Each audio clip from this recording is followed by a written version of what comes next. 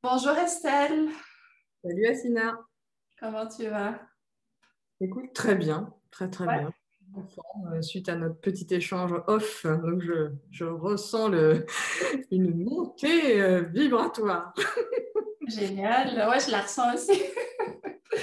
Merci en tout cas pour ce temps. J'avais envie de prendre le temps avec toi Alors, on a déjà commencé pour échanger sur différents sujets très intéressants autour de l'accompagnement, du coaching, autour de ta pratique aussi, de ton activité. Donc, toi, tu es accompagnante, justement, tu as créé ton activité qui s'appelle Passerelle et Création. Et entre autres, tu es praticienne en numérologie créative aussi. Comment est-ce que tu aurais envie de parler un peu plus de ça? Qui sont tes clients? Qu'est-ce que tu proposes? Merci à toi, Assina, pour cet espace-temps de parole. On sait quand on répond à des questions et à des interviews à quel point ça vient nous faire une mise à jour au-delà de transmettre notre message, notre parole. Moi, je sais que je vis ces temps-là comme quelque chose de très privilégié pour moi-même prendre le temps d'expliquer ce que je fais. Voilà, donc j'en suis vraiment reconnaissante, voilà, de ça. Et ce que je fais aujourd'hui, c'est de permettre à des accompagnants de passer de j'accompagne et j'utilise des approches de connaissance de soi à je suis aussi une personne qui a des choses à dire. Et je suis une personne humaine qui a aussi des choses à dire. Et je ne me cache pas derrière mes approches, derrière mes méthodes, derrière mes outils. Et donc, j'aime cette idée d'accompagner des accompagnantes. Alors, dedans, il y a vraiment un ensemble de populations. Et en général, ce qu'on dit, on parle des coachs et des thérapeutes parce que ce sont les deux grandes lignes des métiers d'accompagnement. Et, et ce qui m'intéresse, c'est de justement trouver cet équilibre entre le métier et la casquette d'entrepreneur. Voilà, la casquette d'entrepreneur leader, si on veut, qui va au devant de la scène et qui demande à s'exposer finalement. Et on sait que, bah, en tant qu'accompagnant, en général, justement, on est dans cette image du cabinet, on est dans quelque chose de cosy, d'intimiste, de fermé, on est dans l'intime et l'entrepreneur, lui, n'est pas dans l'intime. Et c'est cet équilibre-là, moi, qui m'intéresse dans justement tout ce qui est universel et l'intimité. Alors là, je suis partie comme ça, mais c'est une nouvelle façon d'exprimer ce que je fais. Écoute, je teste des présentations assis là. Ok. Je trouve super intéressant quand tu parles quand tu fais la distinction, en tout cas, entre le métier et la partie, la casquette d'entrepreneur. Parce qu'effectivement, ce sont deux casquettes tout aussi importantes l'une que l'autre et qu'on pourrait avoir tendance à, enfin, soit oublier l'une ou l'autre, en fait.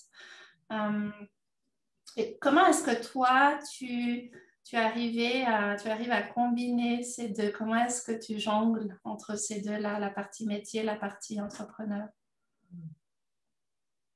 Moi, celle que j'ai le plus, on va dire, appris, c'est vraiment, en tout cas au début, il y a 4 ans quand j'ai commencé, quand je me suis lancée en tant qu'entrepreneur, c'est vraiment là où j'ai eu mes challenges à moi, c'était la partie entrepreneur, c'était apprendre à vendre et même me rendre compte que je pouvais vendre quelque chose. C'était même pas apprendre à vendre dans le sens technique, mais de me dire, je peux échanger un service contre de l'argent. Pour moi, c'était inconcevable en fait. Parce que je venais du monde associatif, de l'aide, du social, et donc l'argent là-bas, c'est tabou. Et c'est vraiment une autre approche. Et par contre, l'assise que j'avais, c'était mon expérience d'accompagnante. Ça, je suis venue avec ça. Et c'est ce qui m'a permis, je pense, cette expérience-là m'a permis de me dire, OK, je ne me lance pas dans un changement radical, c'est-à-dire j'invente un métier et en plus je deviens entrepreneur. Non, j'ai une base de métier et je peux m'asseoir dessus pour embrasser cette vie d'entrepreneur. Et par contre, une fois que j'ai embrassé cette vie d'entrepreneur, tu vois, aujourd'hui, je sens que je suis pleinement dans ce rôle et que je l'ai compris et intégré dans tous ces changements là en permanence qui sont tout le temps là et cette notion cette capacité de décider en permanence, de renouveler sa décision, et ben, je sens maintenant comment ça vient aussi, ça se repositionne à l'équilibre avec mon activité d'accompagnante. Et aujourd'hui, je sens que j'ai envie d'aller farfouiller par là, dans mon activité d'accompagnante, où justement, je suis passée de j'accompagne en mode coaching à aujourd'hui, la méthode succès infini, travailler avec le pendule. C'est pas des trucs que j'avais envisagés il y a 4 ans. Être praticienne en numérologie créative, ça aussi. Comment dire, amener ça même dans le monde de l'entrepreneuriat. Au début, quand j'ai fait ça, j'avais vraiment des appréhensions. Donc, ça a dû travailler justement mon leadership de j'ai envie de travailler avec ces outils-là, j'ai envie de m'ouvrir et d'être connectée à la fois sur le côté matériel, terrestre, mais aussi sur des choses plus subtiles et de l'ordre du spirituel. Et comment on met tout ça au service. Donc, mon propre processus, je le mets au service, là, pour le coup, des entrepreneurs que j'accompagne aujourd'hui. Dans les mêmes stades, tu vois, que moi, c'est-à-dire qui ont déjà quelques années d'expérience et qui maintenant sentent, c'est pour ça que je parle de cette notion de leader, parce que pour moi, il y a le métier, l'entrepreneur et le leader derrière. Et c'est ça que j'ai envie d'aujourd'hui de contacter. Alors, contacter chez moi et du coup, aider les autres à contacter aussi. Et finalement, derrière toutes ces peaux, là, toutes ces casquettes, c'est juste qui est Estelle, en fait. Voilà, et qu'est-ce qu'elle a à dire en fait en tant que personne. Et moi, je vois bien que tout ça, toutes ces casquettes, m'ont servi d'appui en fait pour moi, pour grandir et assumer finalement la personne que je suis. Il y a vraiment quelque chose de cet ordre-là où je me dis que, je ne sais pas quand, mais d'ici quelques temps et quelques années, déjà pour moi, il y a beaucoup de choses de l'ordre des métiers qui pourraient disparaître, mais pas au sens de l'INSEE, enfin, voilà, pas à ce sens-là, mais des métiers, des fonctions, des choses qui pourraient disparaître pour être vraiment dans l'être. Et donc, voilà, moi je sens que tout le monde travaille sur ça en ce moment. Et voilà. Et par contre, j'ai découvert l'entrepreneur en moi. Franchement, jamais, je te jure, tu m'aurais dit ça il y a 5 ans, sincèrement, j'aurais dit c'est pas possible en fait. Donc voilà, je vois aussi ça, à quel point c'est aidant pour Ok. C'est intéressant. Ce que je comprends, en fait, c'est que autant il y a comme un cheminement personnel, d'évolution personnelle en tant que toi, femme, Estelle, ton métier aussi. Mais c'est comme s'il y a un chemin d'évolution aussi dans ce parcours en tant qu'entrepreneur. Et moi, ce qui résonne avec ça, en tout cas, c'est que ça peut faire peur quand on démarre ou quand on redémarre une autre activité.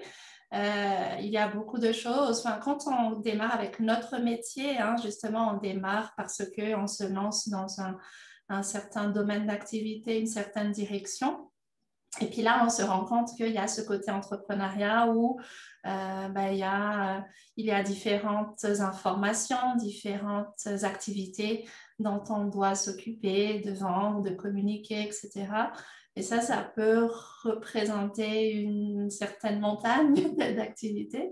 Mais ce qui est intéressant dans ce qu'on partage là toutes les deux, c'est de comprendre aussi que c'est un cheminement également, c'est qu'il y a des étapes dans ce parcours en tant qu'entrepreneur, en fait. Donc, il y a des choses qu'on va apprendre sur le tas, dans le concret, dans la pratique et dans la matière. Ah, ça, c'est sûr. Ça, c'est sûr. On va apprendre et on ne pourra pas anticiper. Et du coup, on connecte aussi, pour moi, l'entrepreneur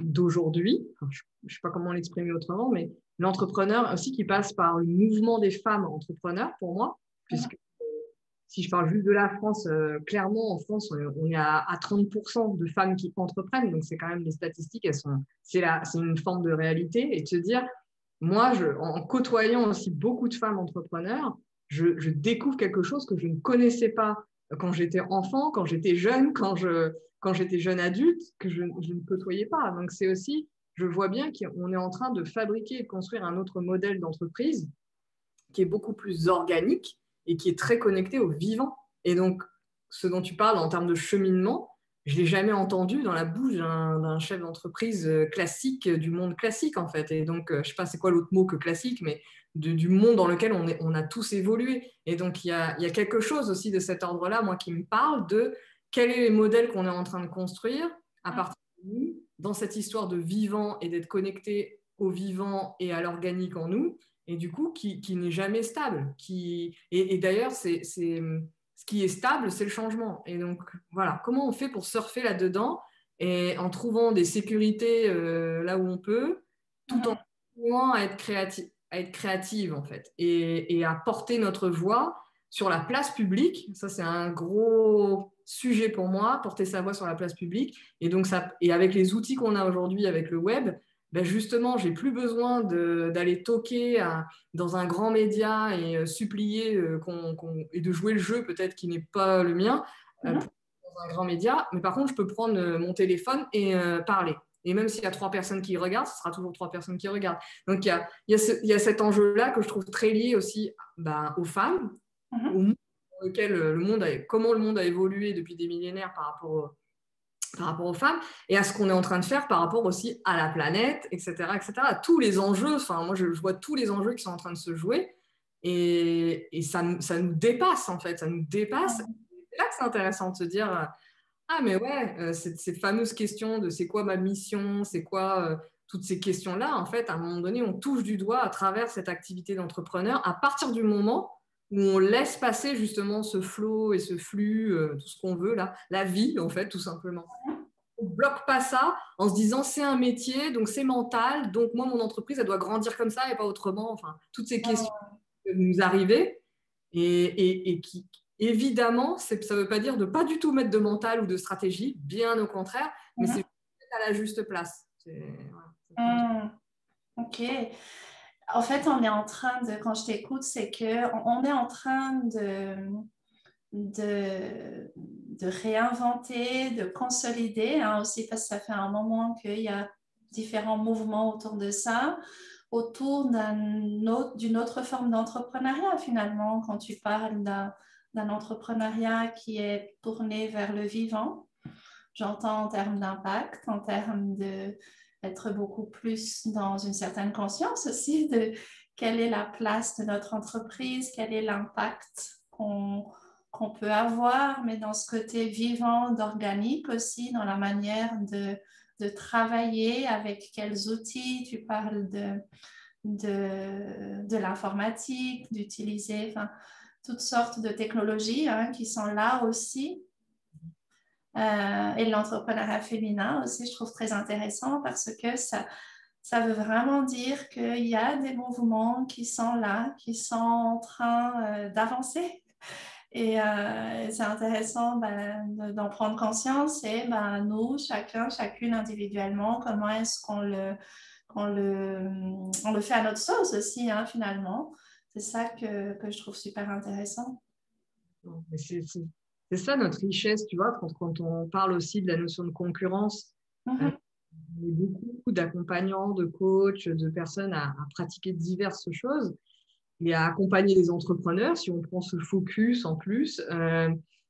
Mais parce qu'on est connecté à nous-mêmes et à nos sensations, à nos ressentis, et qu'on apprend vraiment à se connaître d'ailleurs, et qu'on va accompagner avec nos sens, en utilisant des méthodes, certes, mais en accompagnant avec nos sens, que du coup, on voit bien la patte de chaque personne dans son business, dans sa manière d'écrire, de dire les choses.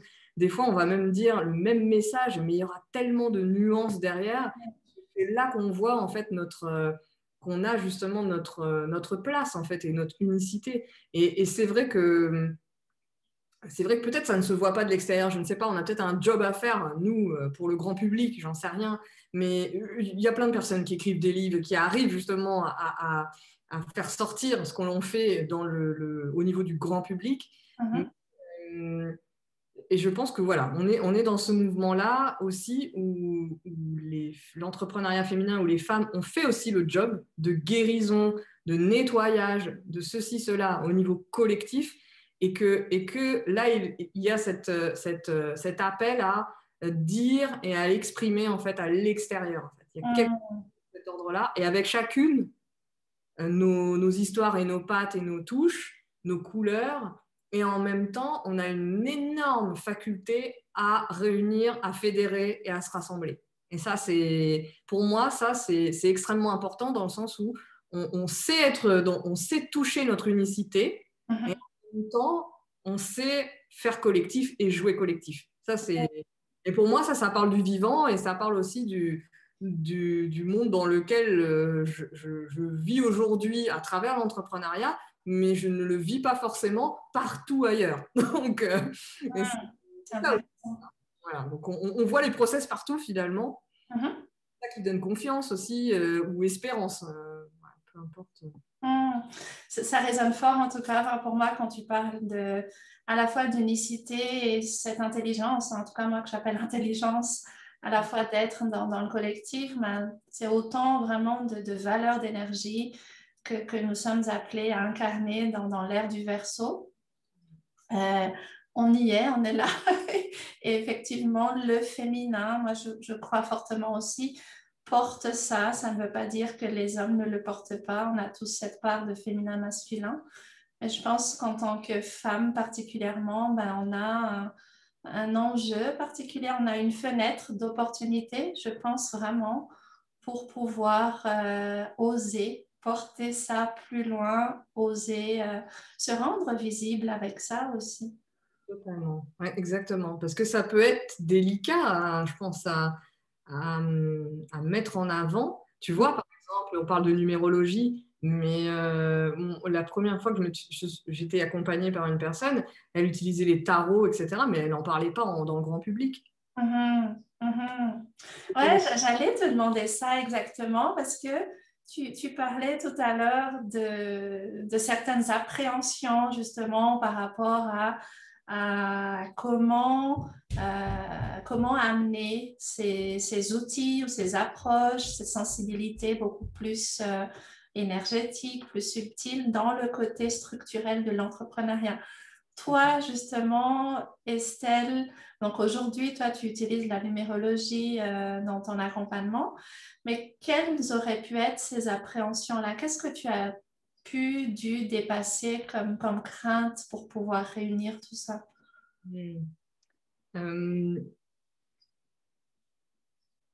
En fait, dans ma naïveté, quand je me suis formée à la numérologie, je me suis formée pour moi. Je n'étais pas dans l'optique de transmettre et de faire des thèmes pour mes clientes. Je ne sais pas, à un moment donné, j'en parlais tellement tout le temps de la numérologie que les gens m'ont dit, mais c'est une offre, c'est quoi en fait est-ce que ça... Donc c'était l'extérieur qui est venu me chercher là-dessus. Et je me rappelle que j'ai fait un test, j'ai annoncé ça dans un de mes formats d'animation. Et je me suis dit, allez, on y va, on essaye d'annoncer quelque chose, on voit comment ça prend. Et je peux voir les yeux des gens en face de moi et de sentir les réactions. Mais toutes les personnes m'ont dit, je suis intéressée. Il n'y a aucune personne qui a été choquée, en fait. Et moi, c'était d'arriver avec quelque chose de pas pragmatique, de perché, tu vois, tout ce langage, ce vocabulaire. Alors que moi, j'en avais fait l'expérience. J'ai fait l'expérience avant de voir en quoi faire connaissance et rencontrer mon propre thème personnel et mon thème d'entreprise. Et puis, dans la numérologie créative, il y a plusieurs outils. Donc, j'ai pu expérimenter plusieurs outils pour moi. On peut voir, par exemple, aussi le couple, le diapason d'un couple, d'une relation professionnelle. Voilà, on peut voir plein de choses comme ça. J'ai expérimenté tout ça et c'est ce qui fait que ça m'a amené de la sûreté à l'annoncer. Mais quand j'en ai parlé, tout de suite, ça parle de moi et de mon propre thème d'ailleurs, mais de l'image. Quelle image je vais renvoyer okay. Tu vois, de changer, d'amener un changement aussi dans mon approche. Ça a été un des premiers... comment dire, je pense que dans mon activité, il y a eu un apprentissage à accepter mon flux créatif et le fait de changer régulièrement mes offres et de ne pas être dans cette stabilité côté offre en tout cas, tu vois. Ça, je pense qu'au tout début, je n'étais pas dans ça, j'ai voulu respecter les règles. Ok, d'accord. Du coup, si je reviens Ce que j'entends en fait, c'est que tu les as dépassées assez naturellement, ces craintes et ces appréhensions-là. Est-ce que ça aurait pu être le fait tu parles de, est-ce qu'il y aurait pu avoir la peur d'être perçu comme perché ou de choquer ou de déstabiliser peut-être à l'extérieur De ne pas être le côté crédible, peut-être, notion de crédibilité, le jugement, toutes les peurs, là, le rejet, l'abandon, toutes les peurs fondamentales. Et en fait, oui, j'ai eu besoin de l'annoncer dans des... En fait, je crois que j'ai fait un processus un peu habituel d'annoncer ça à des gens que je connais un peu. Mm. Petit à petit, en parler dans un groupe. Quand j'ai vu que le groupe, là, je me rappellerai toujours ce moment-là, m'a pas regardé de travers, elle m'a dit, je suis intéressée. En plus, j'ai eu des commandes ce jour-là, tu vois. Ouais. Je me suis dit, d'accord, ok, on peut y aller. Mais en fait, il y avait des personnes qui m'avaient déjà envoyé des demandes 3-4 mois avant et je n'avais pas répondu. Et moi, je réponds toujours à mes emails, tu vois. Et là, j'avais laissé couler alors que la personne faisait une demande. Donc, je sentais que ça venait me chatouiller quelque part. Par contre, à partir du moment où je suis rentrée dedans et que j'ai commencé à pratiquer les thèmes perso, les thèmes d'entreprise, il y a eu une montée comme ça aussi. Alors, une montée en termes de retour, on va dire, de chiffre d'affaires, euh, Mhm.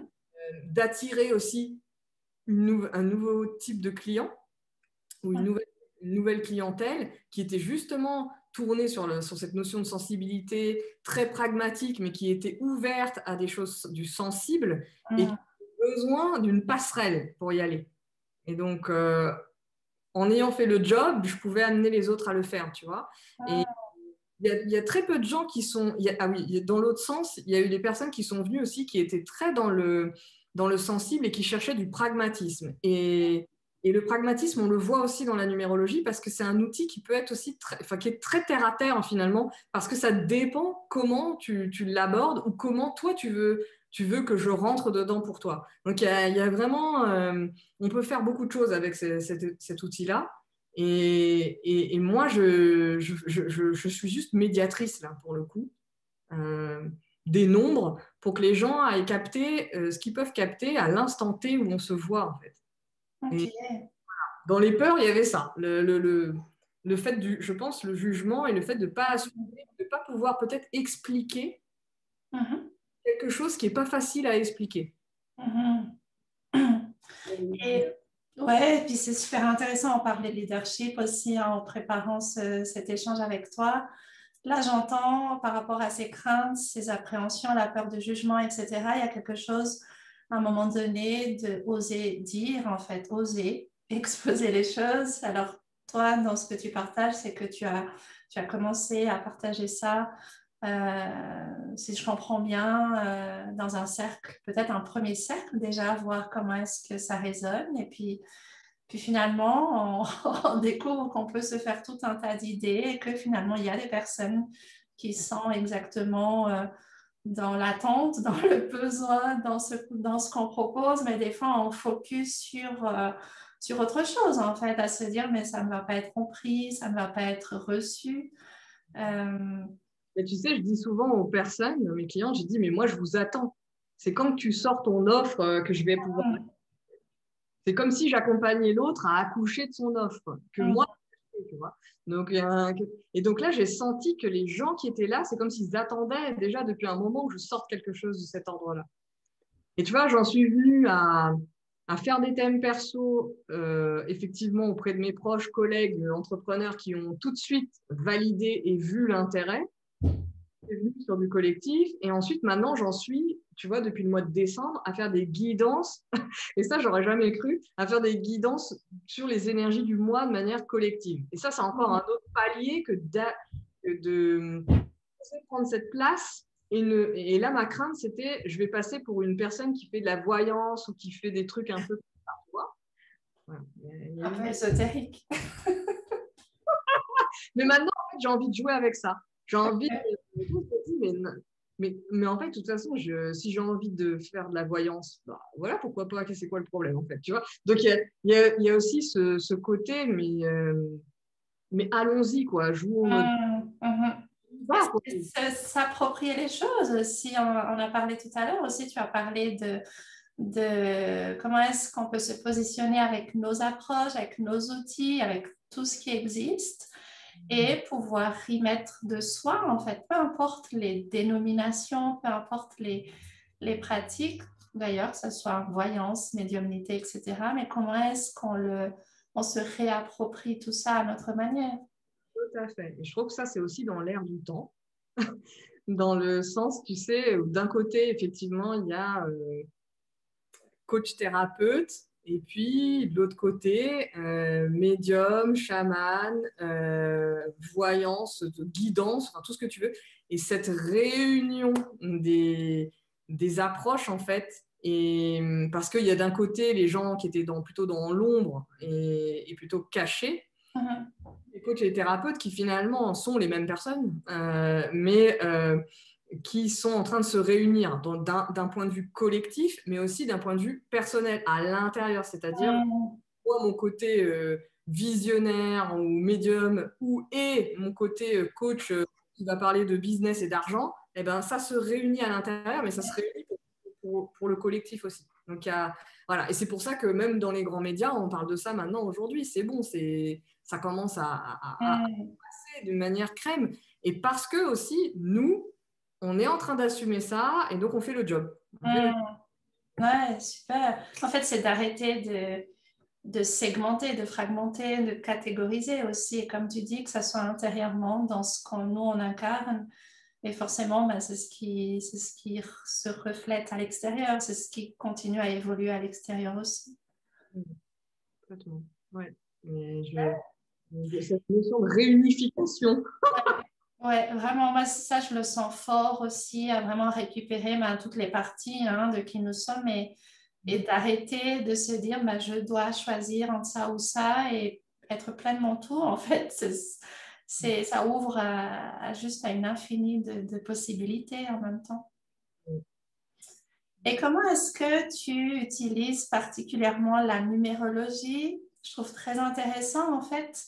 En préparant cet échange toutes les deux aussi, si je comprends bien, tu peux faire un thème pour la personne de l'entrepreneur et tu peux faire un thème aussi pour l'entreprise. Ça se passe comment? Oui, il y a la partie, on fait le thème personnel et on va aller voir sur la base de la date de naissance et des noms de famille, prénoms au pluriel si la personne en a plusieurs. C'est ça qui va constituer la base du thème personnel. Et c'est là que c'est intéressant avec la numérologie parce qu'il y a une partie qui est liée à qui je suis, quelles sont mes ressources, et aussi, évidemment, on va aller voir la part d'ombre, évidemment, derrière chaque nombre. On va aller voir ça, les peurs, les contractions. Il y a une partie de temporalité aussi dans la numérologie. Où est-ce que j'en suis? Quel est mon année 2021? Quelle vibration porte cette année-là sur un plan personnel? Donc, il y a ces deux dimensions dans le thème perso, à la fois la temporalité et qui je suis. Et c'est cette alliance-là qui va être créative, d'où la numérologie créative, dans le sens où il y a une dynamique et rien n'est figé dans cette outil-là. Et c'est ce que j'aime dans cet outil particulièrement. Et en fait, à partir du moment où la personne a connecté déjà avec elle-même et qu'elle a intégré, moi je parle beaucoup de ça, de prendre le temps d'intégrer ces nombres et d'aller les vivre dans l'expérience. Et le thème, comment dire, je ne transmets pas un thème comme ça, je transmets un thème en questionnant pour voir la personne si elle fait des ponts justement avec des expériences concrètes de vie, de travail ou de vie. De l'ordre du quotidien, de l'ordre du minuscule, comme de l'ordre des grands événements de la vie. C'est très important d'aller, pour que la personne sente en fait de quoi je suis en train de parler. Pour que la personne l'intègre aussi pour elle, en fait, vraiment, c'est ça que je comprends. Exactement. Donc j'enregistre la session, tu vois, pour qu'elle puisse réécouter plus tard, parce qu'il y a énormément d'informations. Et il y a beaucoup il y a des tableaux, des schémas, des choses comme ça. Donc il y a pas mal d'informations. Et le principal, c'est la spirale. On parle de spirale d'évolution avec 5 nombres qui parlent de notre date de naissance. Et dans ces 5 nombres, il y a la mission de vie. La mission de vie qui est pour moi un chemin d'acceptation et qui part de cette spirale, en fait, qui a une couleur, parce que dans la numérologie créative, il y a des formes et des couleurs. Et donc, on va essayer moi, je vais essayer de transmettre, en fait, déjà quels sont les 5 plans de cette spirale pour que la personne comprenne bien par des exemples de vie, ben, en quoi ça vient résonner en fait. Et généralement, les gens, quand on finit un thème, me disent, je ne suis pas surprise. Je me dis, mais heureusement, parce que c'est vous en fait. Je ne viens pas vous amener des surprises, je viens juste vous amener un miroir et voilà, un outil de médiation entre vous et vous. C'est tout. Et c'est juste pour connecter avec des parts de vous que justement vous avez peut-être oublié ou sur lesquelles vous êtes assise ou la vie a fait que vous avez zappé cette partie-là. Moi, je suis là pour rappeler ça. Et ensuite, ben, c'est là que le coaching peut embrayer derrière parce que le coaching va plutôt travailler sur comment j'accepte en fait ces parts de moi. Là, dans la numérologie, on est plutôt dans la j'entends en fait. J'entends. J'ai juste envie de rebondir sur ça parce que je trouve très intéressant. Tiens, on parlait encore tout à l'heure d'outils, d'approches, etc. Pour avoir été au contact de plein d'outils différents, des fois, je regrette justement, enfin là, je vais un peu restreindre sur des tests de personnalité, hein, par exemple, qu'on peut utiliser en coaching, etc. Où justement, moi, j'ai eu l'occasion de me faire accompagner par ces outils-là, mais avec beaucoup de frustration parce que on te donne une analyse et on te dit, voilà ce que c'est, à quoi ça correspond. Mais finalement, il manque tout ce côté, mais comment est-ce que je l'accepte, ce fonctionnement-là, et comment est-ce que je le vis à la manière, parce que finalement, faire des tests ou utiliser des outils pour catégoriser, entre guillemets, et rester dans des informations mentales, analytiques, etc., enfin, pour moi, à mon sens, ça n'est pas là le plus important, c'est comment est-ce que la personne vit avec son fonctionnement, comment est-ce qu'elle l'accepte, comment est-ce qu'elle l'intègre vraiment dans son quotidien finalement. Complètement. Et il y a vraiment ce besoin pour moi de faire d'ailleurs, tu vois, je pratique la numérologie et comme toi, j'utilise et je m'intéresse à d'autres approches pour faire des passerelles justement, pour créer des ponts, pour voir les synergies entre les approches et voir aussi là où cette approche va avoir un angle de vue précis qu'il n'y a pas dans la numérologie. Et pour pouvoir expliquer ça aux gens ou pouvoir même découvrir les zones chez moi, en fait. Donc, ça, c'est hyper important pour moi. Tout en, et ce qui me permet aussi de justement me détacher et de ne pas être dogmatique déjà par rapport à cette approche-là. Parce que pour moi, il y en a plein d'autres. Et faut la sentir et effectivement éviter. Et c'est là le talent de l'accompagnant pour moi, de ne pas juste être dans sa pratique, c'est de prendre de la hauteur en amenant la personne à se reconnaître, parce que l'objet de la numérologie, ça va être ça, se voir, se reconnaître et en même temps utiliser son libre arbitre. Qu'est-ce que je décide de prendre là-dedans ? Dans l'outil, mais aussi dans ce que la personne est en train de me dire, parce que c'est deux plans différents, en fait. Si tu vas faire ton thème avec moi et demain tu vas faire ton thème avec quelqu'un d'autre qui pratique la numérologie créative, parce qu'en plus il y a plein de numérologies différentes, mais si on reste sur la numérologie créative, tu vas avoir des informations identiques, mais tu vas avoir évidemment notre patte à nous et ce qu'on va lire de l'échange même, tu vois, ensemble, parce que ce sera le matin et que l'autre fois ce sera le soir. Donc déjà, il y aura des différences. Donc il y a tu vois, d'être dans ce libre arbitre-là. Et je trouve que ces outils, ça parle de responsabilité et de la nôtre en tant qu'accompagnant, de ne pas enfermer les gens et de ne pas s'enfermer nous-mêmes dedans. Exactement. Ouais, j'allais exactement dire ça. Il y a un enjeu, un défi, un enjeu en tant qu'accompagnant de ne pas s'enfermer dans ces outils, en fait. Et de ne pas se cacher derrière ces outils, finalement. Dans l'autre, mais exactement, c'est exactement ça. Mais en plus, c'est pour moi, c'est à la fois vis-à-vis de nos clients, d'être vraiment vigilant avec eux. Et c'est là que pour moi, l'outil coaching est intéressant parce que le coaching, oui, c'est un outil, mais c'est l'art du questionnement. Donc, du coup, on n'est pas là pour enfermer les gens, justement, dans le coaching.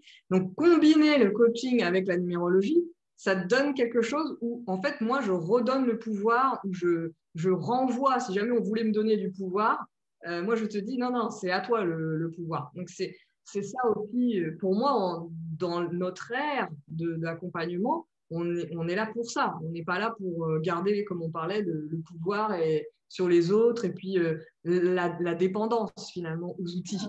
Moi, je vois ça. Et je pousse un petit peu des coups de gueule de temps en temps sur ce côté où je découvre une approche et puis après, je la vends comme l'outil ultime.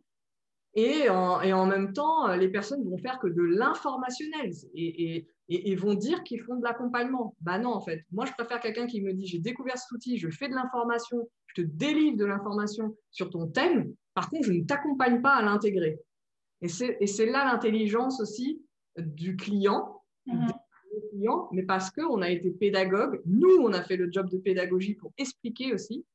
Voilà, il y a plein de choses en fait qui se jouent dans nos métiers. Donc ça pourrait prendre des heures pour en parler, mais il y a plein de choses qui se jouent à la fois sur le collectif, sur l'entrepreneur et sur l'accompagnant et nos métiers. Et en fait, comment on grandit dans ces métiers-là et comment ces métiers-là sont en train de grandir. Et toute relation aux approches et aux outils, MBTI, Meta, Human Design, tout ce que tu veux, astrologie, enfin, j'en passe, Ennéagramme, il y a vraiment beaucoup de choses. Mais tous ces outils sont utiles à partir du moment en fait, où tu rentres dedans et tu acceptes d'en sortir. Voilà. C'est juste ça, tu vois. J'aime beaucoup ce que tu partages. Il y a une phrase qui me vient là, simplement, c'est comme les règles, en fait. Les règles, à un moment donné, c'est important de les comprendre pour pouvoir les transcender après. C'est exactement ça. Ok. Et juste pour revenir, donc quand tu parles de numérologie, donc il y a le chemin de la personne. Est-ce que ça veut dire qu'il y a l'entreprise a son propre chemin aussi? Alors voilà, mais effectivement, l'entreprise a sa propre, pour moi, sa propre, mais tu le dis aussi, toi, tu l'as dit dans un de tes posts, sa propre vibration. Pour moi, c'est une entité. C'est une entité à part, en fait. On peut dire entité morale comme sur un plan juridique, mais c'est au sens D'ailleurs, c'est une personne morale, ouais, quand on crée une société, c'est vrai, ça existe en tant que personne morale. Ouais. Voilà, donc il y a vraiment cette idée d'entité, de structure qui existe bien avant même que je pose la date de création.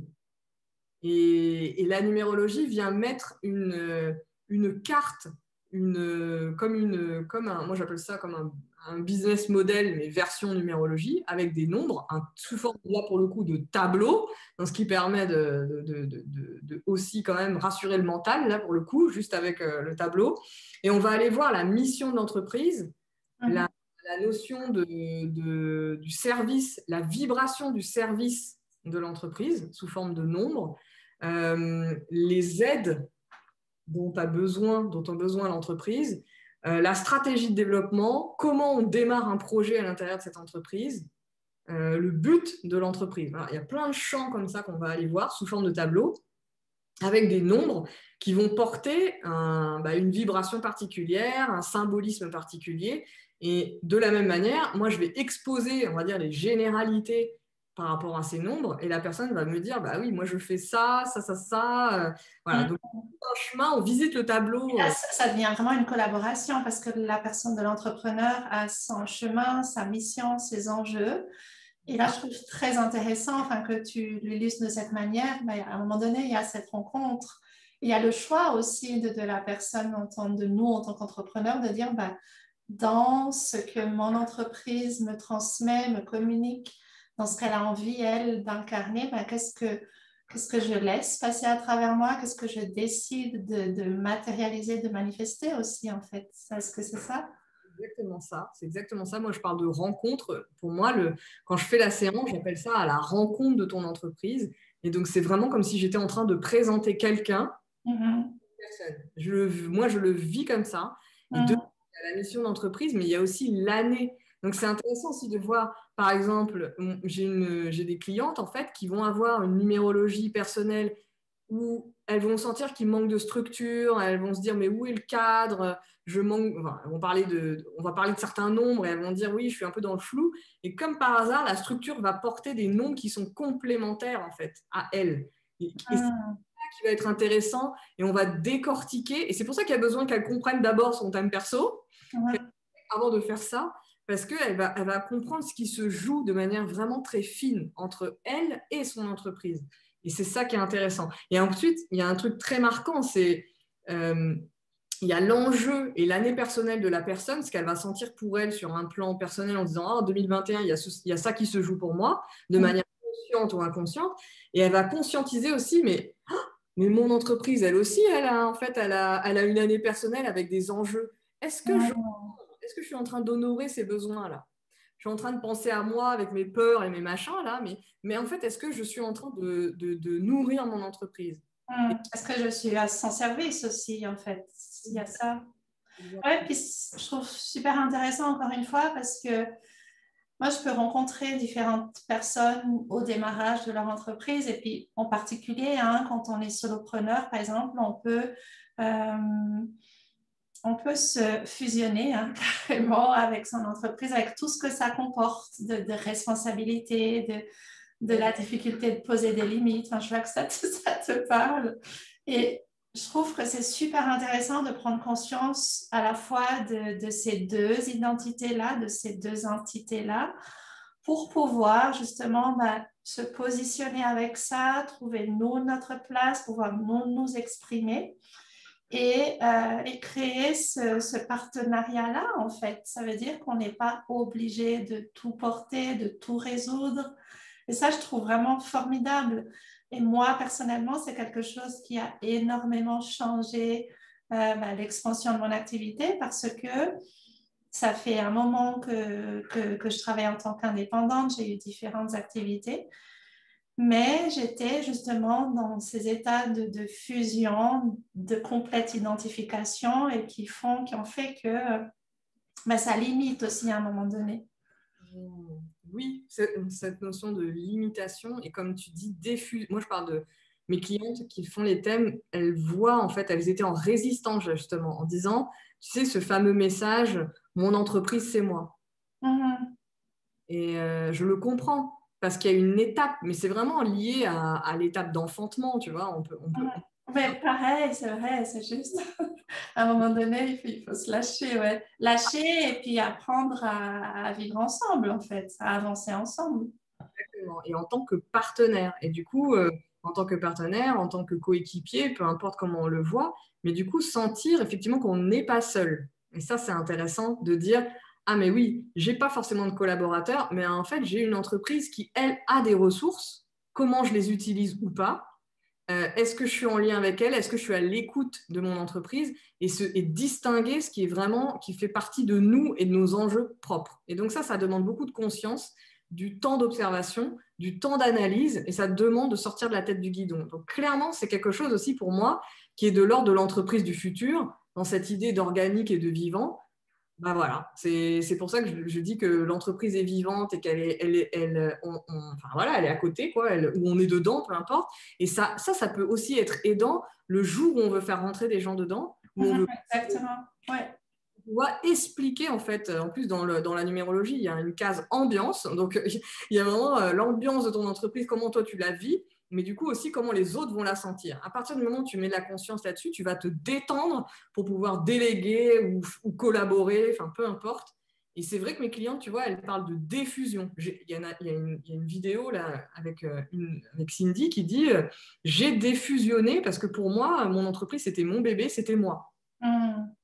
Il lui a fallu quelques années pour être prête à entendre ça, en fait. Tu vois. Et c'est extrêmement drôle parce que quand on regarde le thème de son entreprise, on voit en plus qu'au moment où elle fait le thème, elle est en année 1, son entreprise est en année 1 et que c'est un nouveau cycle, quoi. Donc, il y a quelque chose aussi de cet ordre-là qui est magique pour moi d'avoir posé des dates au hasard, parce que les dates de création elles sont faites au hasard des fois, enfin, c'est pas volontaire. Moi, j'aide aussi les gens à trouver les dates, à créer des hypothèses de dates de création d'activité. Il y a la partie où on analyse les dates qui ont déjà été créées, peu importe qu'il y ait eu un sens ou pas, que c'était une date choisie par l'administration ou pas. Il y a quelque chose en fait de cet ordre qui apparaît bizarrement toujours à chaque fois. Ça fait un match, quoi. Donc, voilà. Excellent. Pour terminer, Estelle, on pourrait rester encore des heures à échanger sur ces différents sujets. Pour terminer, tu es en train de travailler aujourd'hui sur un message, sur un bootcamp, en même temps que je trouve super drôle et super intéressant. Tu l'exprimes comme ça, je lâche la prise, je suis le courant. Quel est le cœur de ce message-là pour toi? Oui, eh ben, je suis dans le prolongement de ce qu'on échange, je pense, cette idée de, une fois posé toutes ces choses, une fois qu'on parle de, voilà, de ce qu'on fait, de notre message, de comment on vend les choses, de nos offres, de comment on travaille, avec quels outils, ben, cette idée de, une fois on a dit ça, à quel moment on se détache et je parle de, effectivement, je lâche la prise dans le sens je lâche prise, donc dans cette idée de lâcher prise, mais aussi je lâche les prises sur lesquelles je suis branchée. Mm.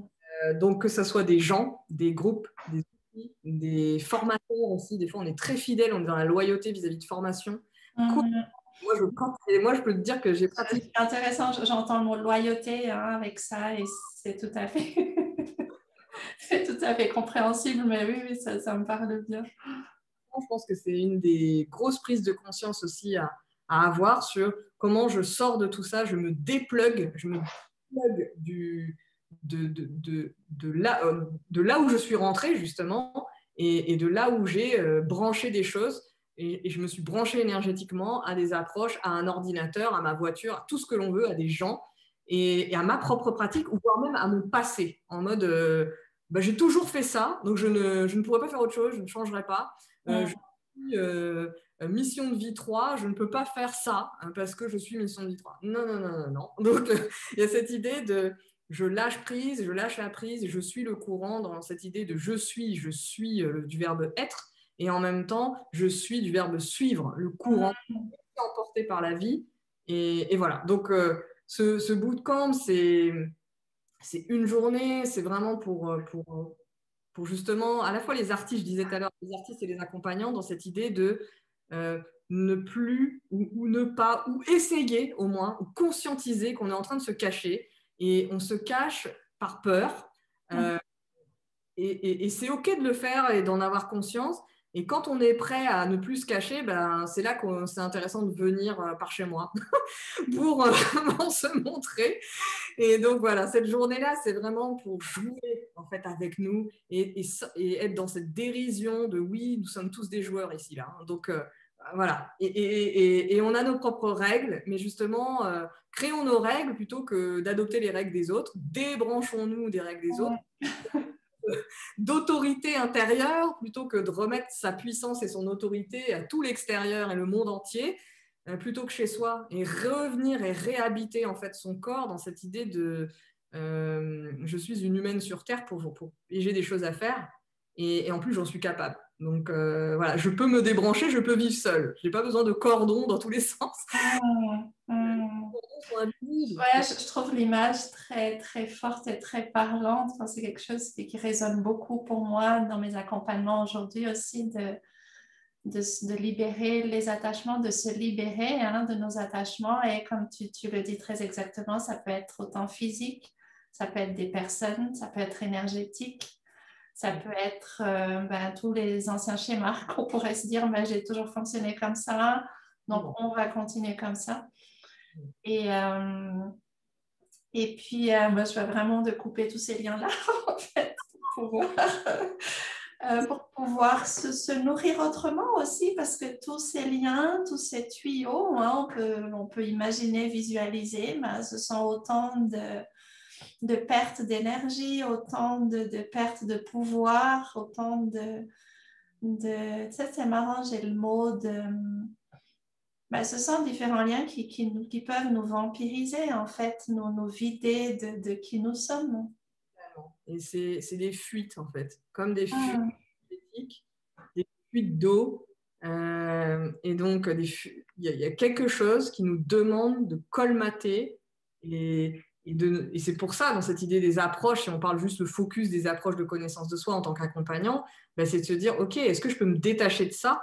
Et en fait, avec mon être, mes sens et mon expérience, est-ce que je peux accompagner de cette manière-là dans ce flow-là, tu vois? Et aujourd'hui, moi, j'expérimente ça. J'expérimente ce flow dans.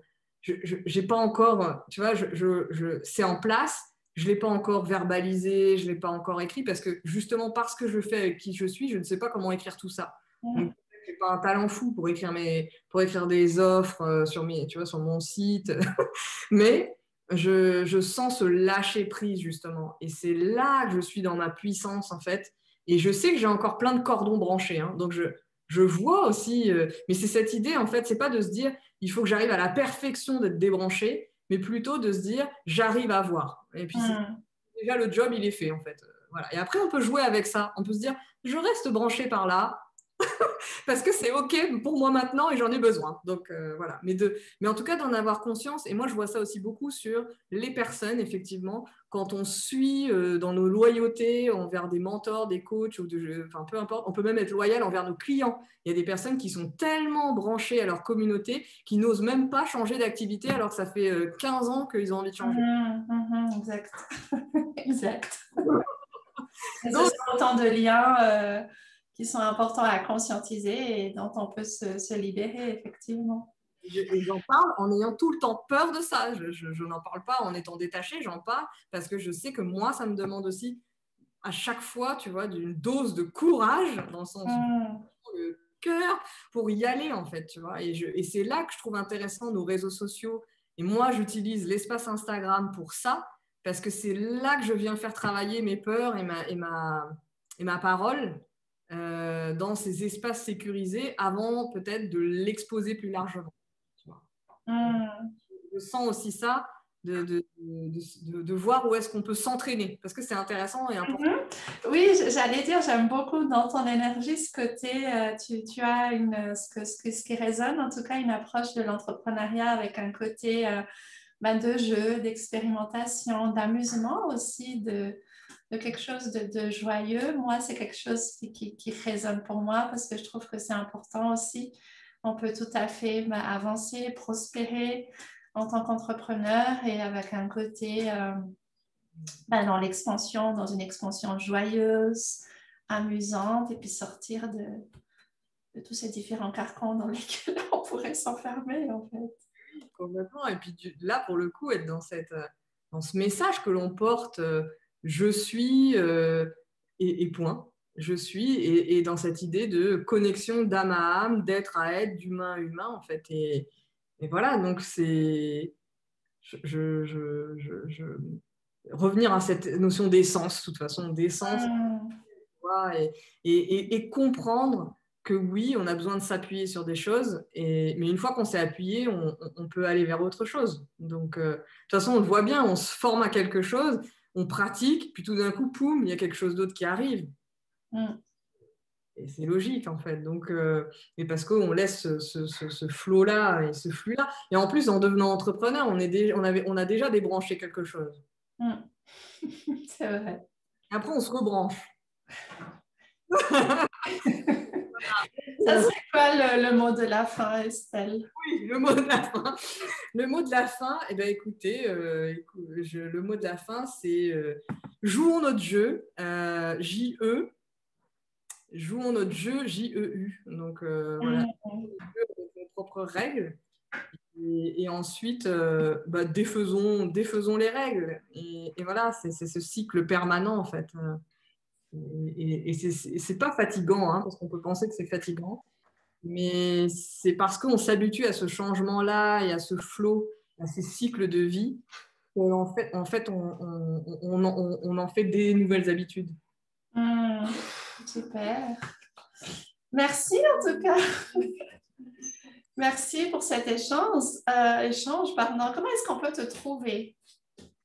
Eh bien, vous pouvez me retrouver sur ma page Facebook Estelle Niana, mon site passerellecreation.com et puis Instagram où je suis. Donc Estelle Niana aussi, Estelle-du-bas Niana, parce qu'il y a deux comptes. Il y a un compte qui est fantôme et que je n'arrive pas à fermer. Voilà. Je mettrai les liens avec la vidéo. Je te remercie et puis je me réjouis de découvrir tes prochaines nouvelles créations en tout cas. Merci Et puis à bientôt. à bientôt.